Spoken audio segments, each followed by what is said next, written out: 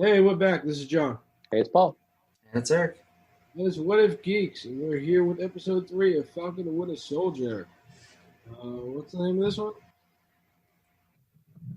It should have been Finding Zemo, but I don't think that was. It was Power Broker was the name. Finding Zemo would have been a much better. Finding Zemo would be way better. Yeah, I mean, Disney has the rights for sure to that, right? I mean, it's no problem. Borrow a little DreamWorks, it's fine. Yeah, it was a Power Broker is the name of this one. They went real simple. Yep. So where do we start in this one? We start with a commercial in this one for the Global Repatriation Council, the GRC, which is supposed to show or we're supposed to be responsible for the snapback or whatever, and making sure that all those people which were considered refugees had places to stay and help them, with loans and all this other stuff that apparently never happened. Yeah, and so back into their lives. Yeah. And so it seems like Flag Smashers, a big part of what they're doing, and the almost anti-hero kind of element they're trying to build around them is about this, right? About the government's lies and how they didn't do their job, and they want to fix it and put things back to the way they should have been, kind of thing. But they keep painting that picture in this episode until a certain point, and then it's kind of like, oh, okay. So first scene after that, we get new Cap, U.S. agent John Walker and his sidekick are at the safe house, and they're trying to track down what's going on. But the guy won't tell him squat. Obviously doesn't fear him at all. He ends up spitting in Captain America's face.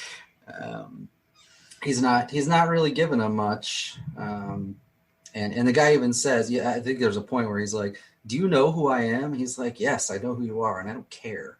Like, you're no fucking hero. I don't give a shit about you. So they get pretty much nothing out of this, I think. They're trying to hunt down Carly, and I think they have a little conversation about how she's a good guy, basically. I mean, his sidekick says something like, man, they're just trying to find, shelter for people and whatever. And they have a little bit of a back and forth there about it. But they say they keep drawing blanks. They're not able to find her. They're not able to figure out where she's at. So then we get a cut. What's that? He said he hopes that the other guys have a better lead or whatever. Oh yeah. And then we get a cut to the German prison, right? Is it German prison? I think it's German prison where Zemo's held. And Bucky goes in to talk to him. He tries to use the code words on Bucky, but it doesn't work. And then they have a little bit of back and forth, but we don't actually get to see what happens. And it's kind of like next thing you know, you're out of that, and Bucky and Sam are talking to each other. And then Bucky gives Sam this whole hypothetical about, what if this happened? What if there was a fight at just the right time? And Sam starts it by he was like, you want to break him out of jail? He goes, yeah. Hypothetically, what would happen if? and then it plays out like, what if I did this? And it starts a fight. And then when the fight starts, they have to have 4 guards for every 2 prisoners. So blah, blah, blah. Yeah. And it's showing everything as it actually. Yeah. And then Sam's like, what did you do? I didn't do anything. Yeah, Bucky's like, I didn't do anything. And then the door opens and Zemo walks in, yeah. And Sam's like, what the He's like, this is not a good idea. But Bucky convinces him, right? He's like, look, he hates super soldiers, so he wants to see an end to this. And he's our best shot at this. So Sam begrudgingly, and this is not the only time I'm going to use that in this episode, but begrudgingly agrees to help or to accept Zemo's help. Yeah, and he knows where to go to. He has a lead. He knows the first stop that they need to make. Yeah. Yeah, and that's I don't know if that's where they head next, but it's where they're going to head, to this place called Madripoor, which I think we'll talk about when we get there. But it turns out, of course, that we already knew Zemo was rich and he's a baron or whatever, but apparently he still has all his assets and money, and he can just call people up and get. Because they were like, this whole time you've been rich, and he's like, I am a baron. Yeah. Like just a matter of fact, like walking to his private jet. And, he had a funny little thing where he speaks to his butler in German, and the butler's like apologizing to him, like, it's not the food on here is not the best. I did what I could, and Zemo tells him, give it the smell test. If it smells off, give it to them. Yeah. So they get on the plane. They're making their way to Madripoor. What was the conversation in the plane about? I can't remember if there was anything super relevant. There was one point where I don't know if it's this point or the other point or the other flight where he's talking about the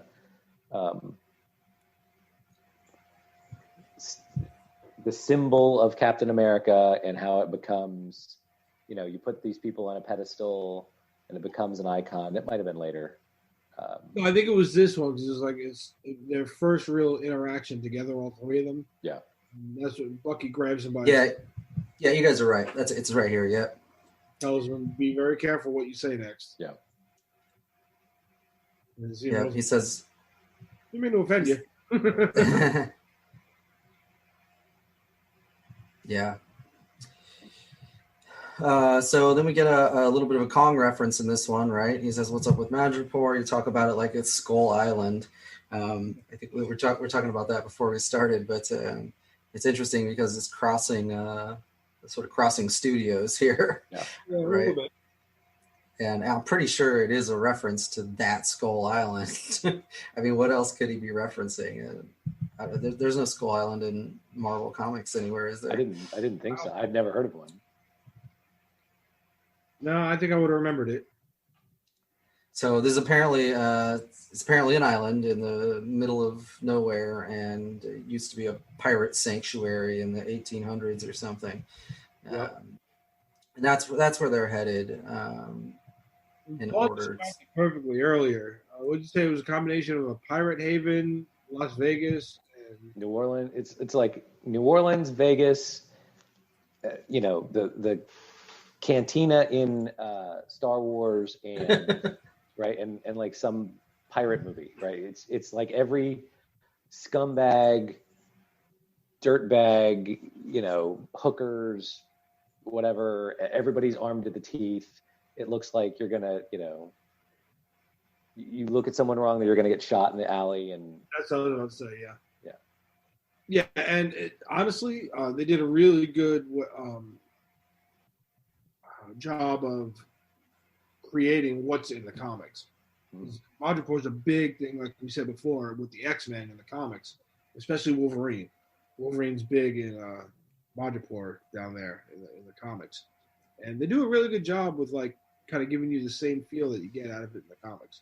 There's like in the show, in the comics, there's a high town and a low town. So you got all the dregs of society and the criminals are running around low town, and you got the upper echelon who are also criminals in high town. Yeah, it looks a little bit like maybe Hong Kong or Singapore or something, the way they do like the wide shots. Yeah.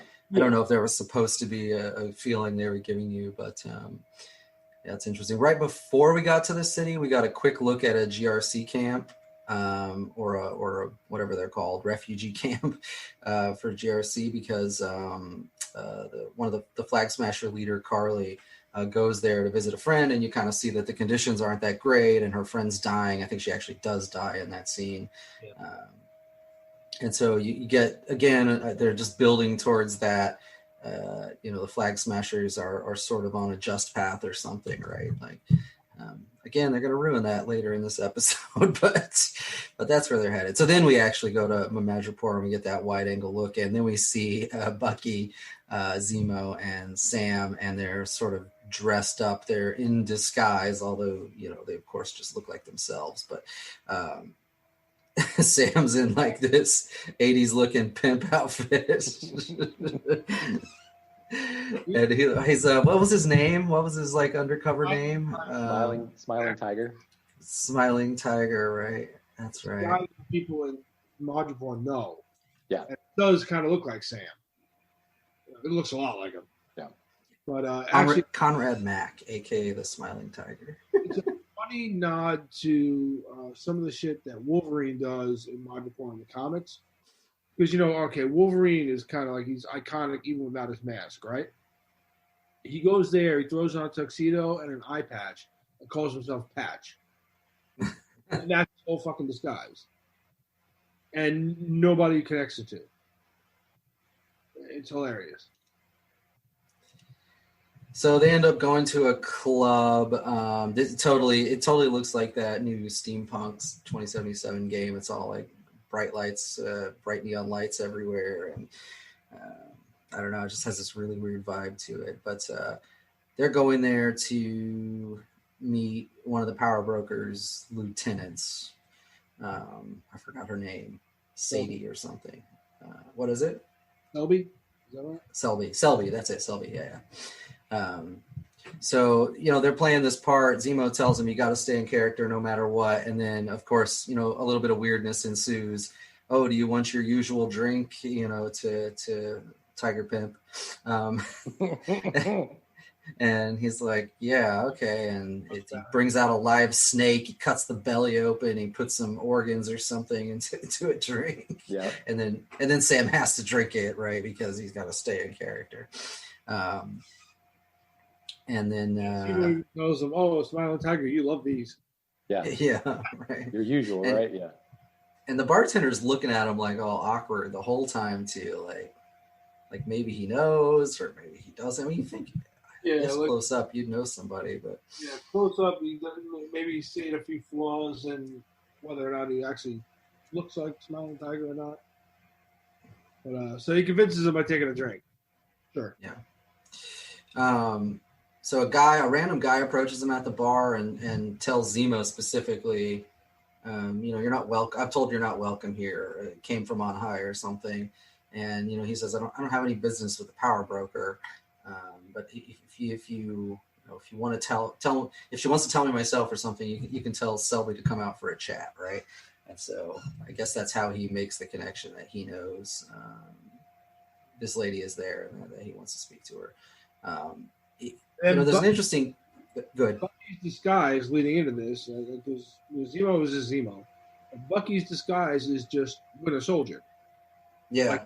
Clearly he's been there before because most people recognized him. They're like, they see him. They say, "Is that the Winter Soldier?" And then somebody looks at him. The guy that's talking to Zemo looks at him and is like, "You get a haircut?" And Bucky just eyes him down. So he's staying in character. Yeah, and so there's an interesting thing here. So the power broker, it seems like, is going to be the real big bad for this season. And interestingly, we're halfway through now, right? We're halfway through the season already. This thing is short.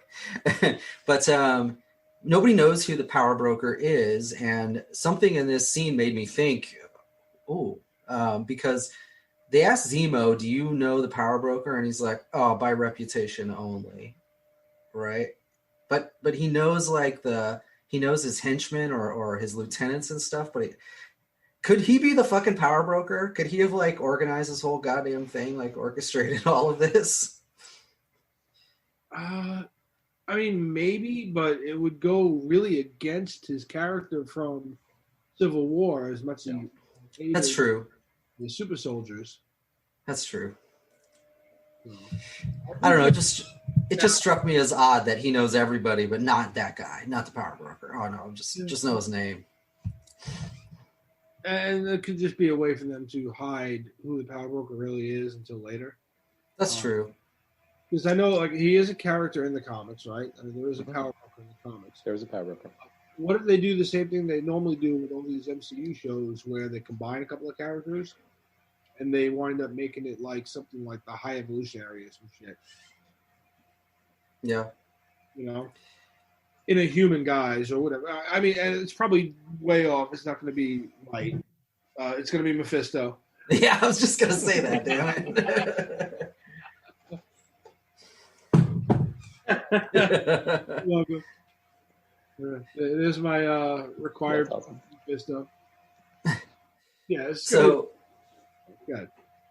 Well, so somebody comes up and says something in Russian, I think, to the Winter Soldier, or maybe it was to Zemo. I don't even remember for sure. But whatever it is, it triggers Bucky, and he goes like full Winter Soldier, starts whipping people's ass, kicking them across the room and shit.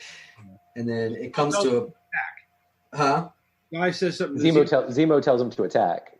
Sort of to stay in character, yeah. And he tells Bucky, Winter Soldier, to attack. But Winter Soldier starts kicking everybody's ass, like Paul said, to stay in character. And it's vicious. Like he's hurting people. Yeah. And he's got the last guy on the bar, and then Zemo calls him off, so Bucky lets him go. Yeah. Well, it's right at that moment too. They're like, Selby will see you now, or whatever it is. Yeah. Like, all right. Guess that worked.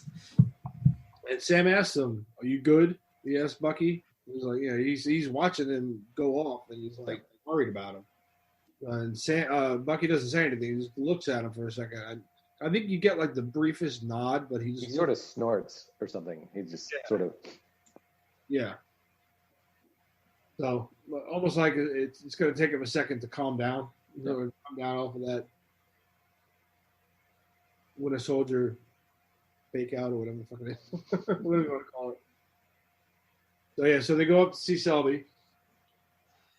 Yeah, so they go up to see her.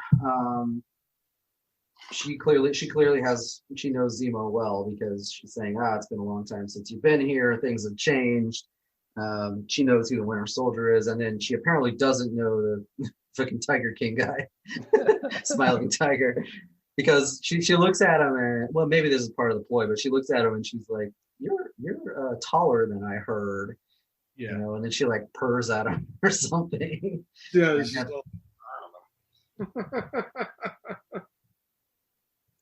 And then he tells her that she's looking for info about super soldier serum, and basically in exchange, he'll give her the Winter Soldier and the code words to control him. Essentially is what he's offering up to her to get information. Yeah.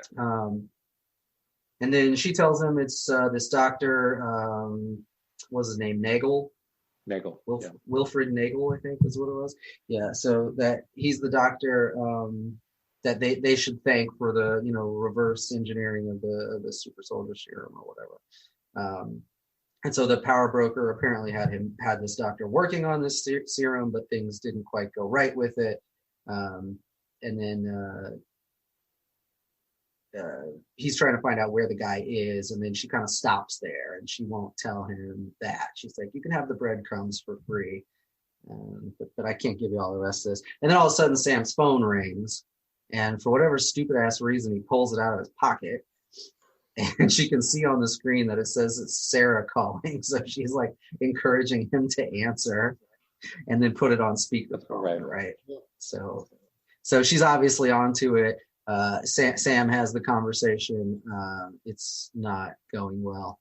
It's funny because Sam's trying to play it on his end, like, "Yeah, I'm gonna kill them and we're gonna blow up the bank." And what are you talking about? Yeah. And then his sister says, "All right, Sam, fine." Yeah. Whatever.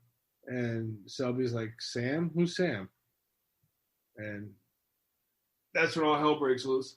Yeah, all the guards pull guns, and then she is shot. Yeah, and so I think probably one of the first times in the MCU, I mean, there's like a real shot here through the chest, a blood spray, and she goes to the ground. It's a little bit more violent than I think the MCU normally gets. Well, not violent, but is gore the right word? Because this ain't really gore, but... Well, graphic. Yeah, graphic is probably the right word. So, I mean, there's plenty of fighting in the MCU, right? But what's the result of fighting in the MCU? Like, nothing. I mean, people get a car slammed in their face, and there's a tiny boo-boo under their eye. Yeah. Cut over the same eye, and they've always the same injuries, movie after movie. But, yeah, exactly. But it's keeping in par with this show from episode 1 where Sam was chucking freaking paratroopers into buildings or into mountains and shit. So that's true. Yeah, and I think the fact that one of the writers for this was also a John Wick writer probably has a lot to do with it. And it seems like there might have even been some little subtle John Wick sort of references in here, because I think Paul pointed out, we were talking earlier, this is the scene where after they get busted, basically everybody in the whole joint's getting messages like letting them know that these guys are bogus and you need to get them. Yeah, they put the head on them just like John Wick. Yeah. On their cell phones. Yeah, so that's pretty cool. So then they do get out of the building and they get out in the alley or something, and then they meet up with Sharon Carter, from who we haven't seen at all since Civil War. Yeah. Mm-hmm.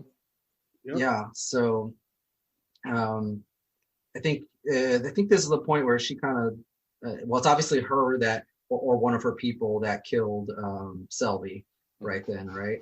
But that's the assumption anyway. I think this is the point where she sort of gives them a little bit of background about how she's been stuck here having to hide out or something. Yeah, and how they kind of like ruined like months of her. Yeah. Covert. Months of her planning. Yeah, covert operations. Yeah. So she takes them back to her little hideout area. They tell her about what's that? She's in Hightown. Yeah, she's in Hightown. Yeah, she's been a fugitive, or she's not allowed to go back to the States. Right. They still want her. So, and she said Madripoor doesn't allow extradition, so she stayed there. And they were like, "Well, you're up here in Hightown, living it up." And she's like, "Well, I figured if I got to be on the run, I might as well enjoy it. Yeah, I might as well get something." Yeah, and she tells him Madripoor won't honor any extradition to any other country, which is why she chose that spot. Yeah. And then there's a bit of a conversation between Sam and her about like how being a hero is basically bullshit. And it's all hypocritical and whatever. Because she says something to him like, the way you gave that shield up like so fast, deep down, you must know that this whole thing is hypocritical. And then Zemo cuts in at that point and says, yeah, he knows, but not so deep down. Right. And then she of course drops the how's the new Cap thing, and it's like, oh God, don't get me started on that. Yeah. So it's also what though we figure out she's like some kind of high-end art dealer or deals in fakes or something. Fake like art, that. Yeah, fake artwork. Like made her clearly a ton of money. Yeah.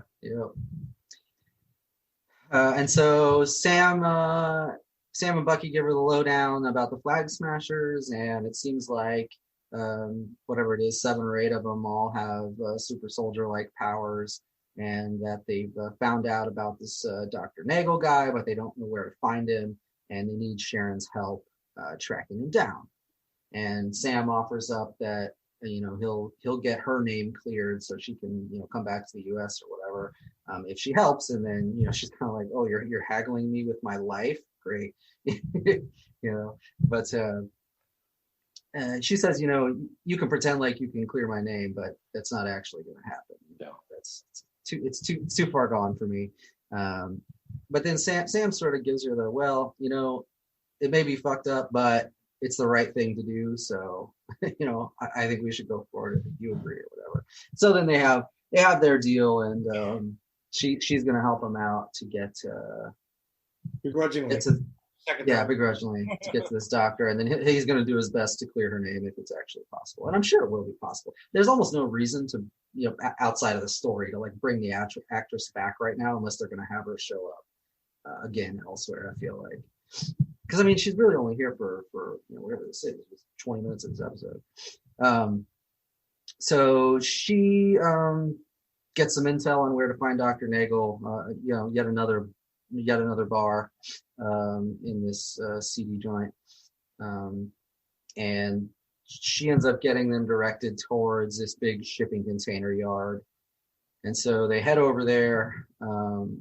They get to this container that's supposed to be in. They open it. It's empty. But then I think Zemo or somebody realizes there's a secret door in the back, and so they pop open and go through there, and there's this whole sort of underground bunker lab shit. And the scientists upstairs in the next container.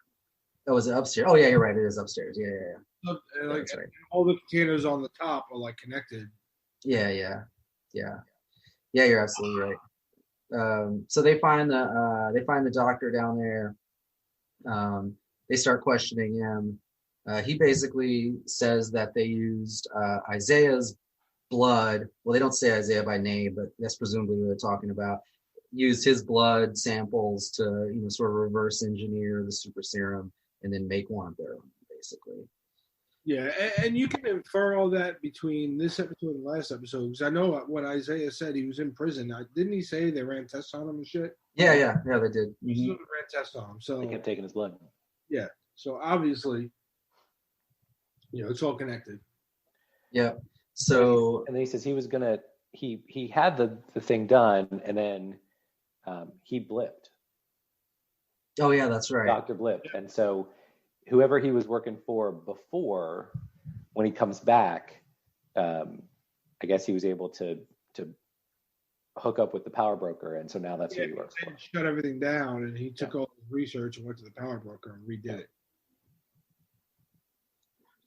So while they're interrogating the guy, some baddies show up outside. Sharon goes off on her own to take care of them, and it is a pretty brutal fight scene for MCU. I mean, she's breaking arms. She throws a knife into a guy's arm.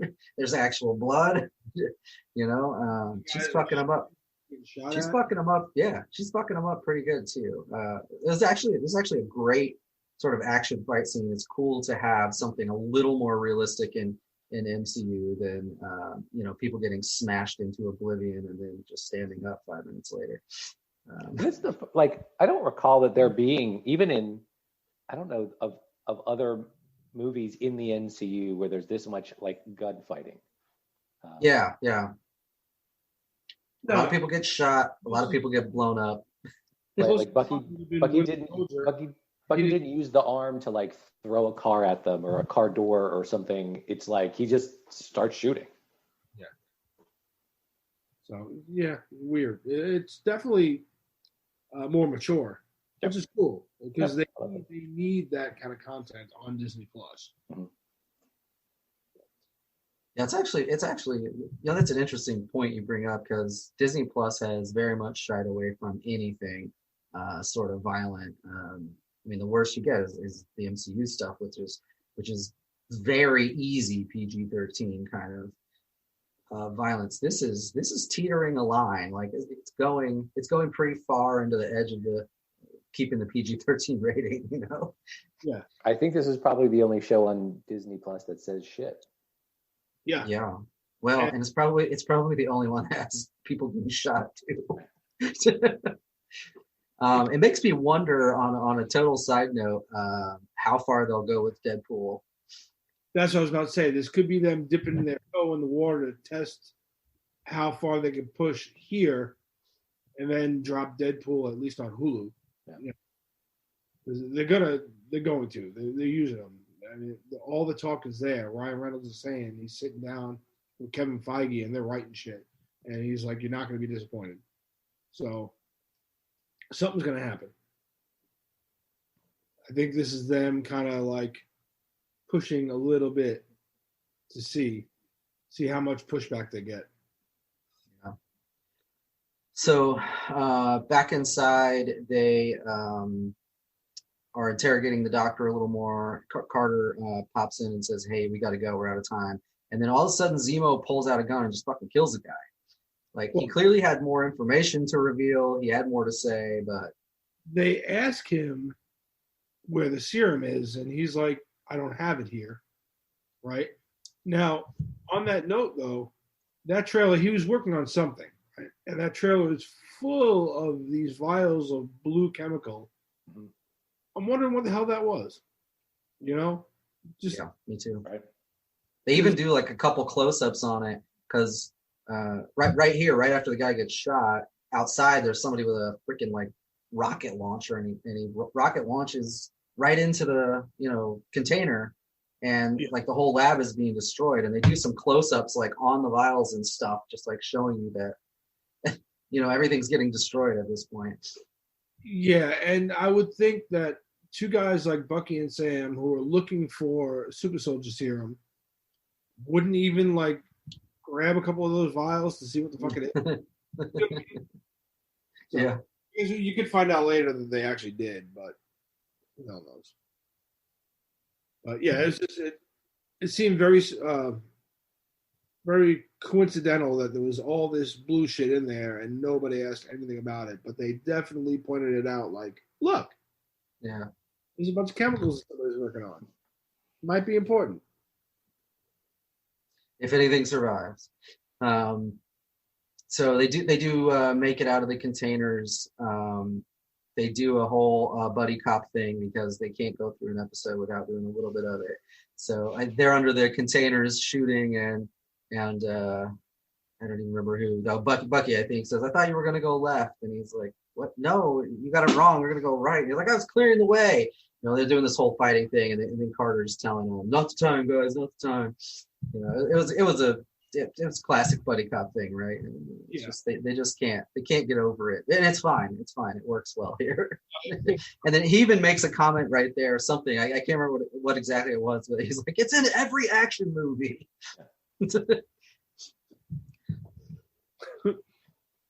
Then so they're pinned down, and then lo and behold, guy in a purple mask shows up, which is of course Zemo's thing, and he's shooting people. He blows the whole thing up, like shoots a gas line or something, blows the whole freaking thing up, and here's the way.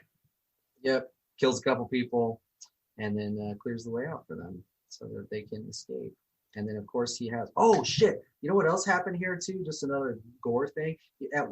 There's one guy left when they're sort of on their way out who's, like, right there. And Bucky picks up a pipe and, like, throws it through his chest. Yeah, right. Yeah, javelin. Yeah, javelin. But it's not sharp. It's a pipe. Like, ouch. Yeah. And so then Zemo rolls around the corner with some kind of fucking sports car. Because why not? It's just weird. Well, it was in one of the containers. He just happens to open the container and he's like, "Hello." Oh, is that what it was? Yeah, it was in the container.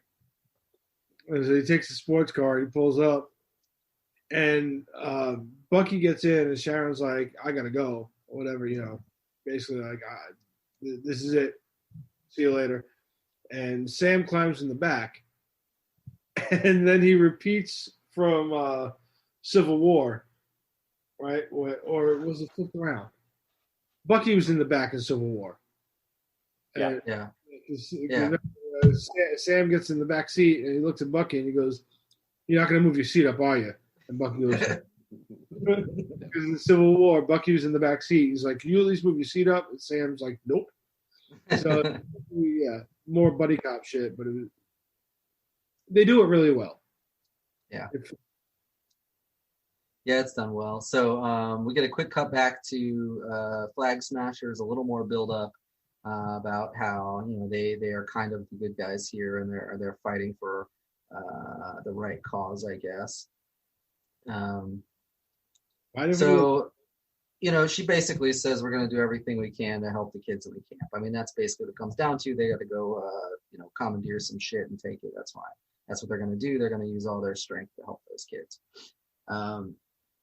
And so she also says to her partner here, which I think is a reveal for what you were talking about, John. But she says, "I heard that Nagel got killed in Madripoor," and she says that means we have the last of the serum. So she's the one that has whatever's left of the super soldier serum, and there's clearly some more they haven't quite used yet, I guess. Right. And she makes a point, and her buddy does too, that the power broker is closing in on them, and it's not going to be much longer before they get caught up with them, I guess. So back to the German prison where they broke out Zemo and its U.S. agent and what's his name, Battlestar. and they're talking to the guards, and somehow John Walker makes the immediate connection that Bucky and Sam were the ones that helped him escape. He doesn't know matter of fact, but he says, "Yeah, I'm pretty sure this is what happened." So they're still they're still a step or two or three behind, right? And they just can't seem to catch up with them. So back on the plane, back on Zemo's plane, there is another conversation here about the shield and sort of what it means. And Sam suggests that, he's just going to destroy the thing. He should have done that in the first place. Nobody needed it. He says, how many people have to get steamrolled because of this hunk of metal or something like that, right? And Bucky tells him, I would take that shield up myself before I let you destroy it. So this is another comic sort of reference, because multiple people have taken up that shield in the comic, but Bucky's one of them. Yeah. And so they're kind of giving little hints here and there. I don't know who's going to end up with the shield in the end. I'm super curious at this point. It's clearly not going to be U.S. Agent, dude. No. But Sam took it up in the comics. Bucky took it up in the comics. Yeah, first it was Bucky, then Cap came back, then Cap left again, it was Sam. So, yeah. So, who knows at this point? I wonder if they'll do something totally different with it, because they built it up so that both of them sort of should take the shield up, right? Mm-hmm. It's like Sam doesn't want it for all the right reasons. So he should have it, right? And then Bucky's the opposite. He doesn't want it. He doesn't want it at all, but he is ready to do it. If no one else will take it up, he thinks that symbolism is important, and he's going to go fucking do it then. I don't want to be that guy, but if the choice is freaking U.S. Agent or something, we got to switch it. I wonder if Bucky also says he gave it to you, Sam. Yeah. Right. And so, but I think if Cap would have given it to him, he would have taken it. Yeah. Right. Yep. And mostly because he's like, well, if Steve thinks I can do it, then I can probably do it. But the reason he isn't doing it is he's like, Steve didn't give it to me. Like, he didn't pick me. He picked you. Right. So then we get a cut back to a GRC building or something. The Flag Smashers are in there stealing all the shit. Oh yeah, it is a GRC building, but it's not. Yeah, no, not the camp. No. It's like a storage building where they've got a bunch of medical supplies and stuff, and they're stealing it. And she says to the guard that's tied up on the ground or whatever he is, that you've been sitting on these supplies for 6 months. The people in the camp need them, and he's just like, whatever, stupid Flag Smashers. So they take all the stuff and leave the building, and the guys are still tied up inside. And then right as they get in the car, she tells her partner, buckle up now. And he's like, what? He says, you're not taking your car? And she said, no. So they get in his car, and she tells him, put your seatbelt on. And he's like, what? She says, put it on now. And then her car blows up the whole fucking building. Yeah. The and inside. then this is the point where it's questionable, right? They've been sort of teetering the line of, are they villains or are they just people that are trying to, set something right that's been wronged, and maybe they're going about it kind of an awkward way. But now they just she intentionally killed a bunch of people, right? And he even says it because he's like, there are still people in there that go and they take off.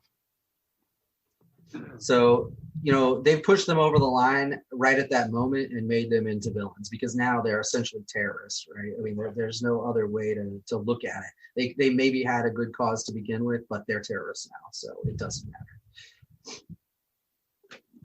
matter. So after that, we go back to what's the place in Latvia? Riga. Yeah. Right. So Zemo, Sam, and Bucky are all there. I don't actually remember what they were there for at this point, but Bucky. The part of this is Bucky says, "I'm going to go on a walk," and he's walking down an alleyway. He gets a message or something. No. Go ahead. He finds like an earring or something. So Yeah, it's like piece of a bracelet. it's this little thing that's stuck to the wall. it's like this little black round weird thing, and it's beeping. Yeah, it's definitely vibranium of some kind. That was like, so you kind of tell what's coming. And so he looks around the alley, and then he turns his back and picks the thing up again, and he says, "I was wondering when you're going to show up." And he turns back around, and it's Ayo, I think is her name, Ayo. From Wakanda. It's not a Koye. Yeah, it's the other one. So yeah, she's here from Wakanda, and he's like, what are you doing here? And she said, we're here for Zemo. So of course the Wakandans, now they know he's out, so they're coming back after him because he killed their former king, T'Chaka.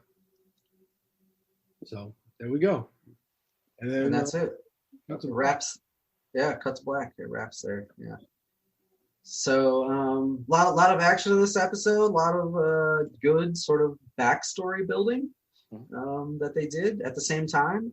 Brought back a couple of characters, I guess. I mean, Zemo was technically brought back last episode, but they really sort of fleshed him out this time in this episode and gave him. There's no. I think this is an intentional theme that they've done in this show, and we'll see how it plays out. But it seems like there are no solid villains in this show, right? Like everybody's sort of, maybe they're far to one side of the fence or something, but they're still near the fence line. Nobody is like a real bad guy, which is that's actually super common in the comics and hasn't been adopted that much in the MCU. Right. Well, I mean, somewhat. I mean, like, okay, like Red Skull just wanted to rule everything. He wanted power. But like when you got to Thanos, while he was definitely a bad guy, his reasoning for doing it, you can almost kind of be like, okay, not enough resources to make that. And we had that conversation before. Mm-hmm. Trying to like Killmonger just felt like he was abandoned by people, and he had to bring the power that he should have had to other people in America or whatever, Yeah. He's like, because he says it in there. He's like, you guys are sitting on all this, and we got our people are suffering. So hell. I think it's also sort of good writing. I mean, sometimes comic book villains are I hate to use this word, cartoonishly one-dimensional and just bad, right? And then that's not super interesting. Yeah. It's much more thought-provoking to think about, until she blows up the GRC thing with it, you could say, well, okay, right? We want to go back to the way things were. Some of these people are suffering, so I've got to go do this thing. It may not be the right thing to do, but I've got good reasons for doing it. Yeah. There's some nobility in that, right? It ends with the violence, but so better. Motherfuckers, but yeah, up to that point. Better writing. So I've seen this in the last couple of days, and I thought it when I watched the episode. It's not an original thought, but I'm going to put this marker down. And I'm likely to be wrong, but I'm going out on a limb to say that Sharon Carter's the power broker. Ooh, wow. So I thought it when I turned the episode off. I'm like, it would be interesting if she turns out to be the power broker, and then that's what Sam and Bucky have to deal with. And then I just Googled it, and there's been some videos and a couple articles on it that I didn't watch before I thought that, but now that I've seen it, so there's a couple arguments. We've never really heard of the power broker before, right. until we get to Madripoor, where it seems to be his base of operation, which also is where she happens to be. She's rich, becomes rich kind of relatively quickly and over the last couple of years. And Zemo says that he knows the person by reputation, but never met him. But we don't know. I think he says him, but why does it have to be a him? And if he's never met him, how does he know it's a him? Right. I don't think he says him. I think they say, you know, the power broker, and he just says by reputation only. Yeah, I think you're right. Yeah. Okay. So, anyway, it's too early for that. I might be wrong, but I'm putting it down now so that if we get to episode 6 and it's what it is, then this is going to be my Mephisto. This is my Mephisto. All right. So then by episode 6, I'll just tell you, welcome to the trenches, because right. I'm going down with this ship.